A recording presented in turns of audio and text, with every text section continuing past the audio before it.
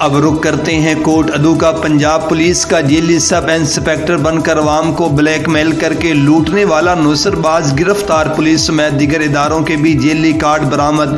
ملزم تحصیل کوٹ ادو کے تھانوں کی وزٹ بھی کرتا رہا۔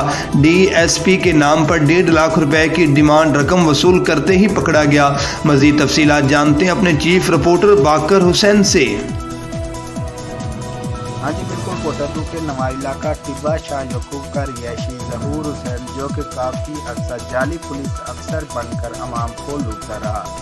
ظہور حسین نامی اس جعلی پولیس سب انسپکٹر نے فروخ نامی شخص کو فون کر کے رقم کا مطالبہ کیا۔ شاہ گزارنے پر متاثرہ شخص نے پولیس کو آگاہ کر دیا۔ جعلی سب انسپکٹر جو وہیں رقم لینے پہنچا تو پولیس نے ظہور نامی جعلی سب انسپکٹر کو گرفتار کر لیا۔ اس کی جیب سے برآمد ہونے والے پنجاب پولیس کے کارڈ بھی جعلی ثابت ہوئے۔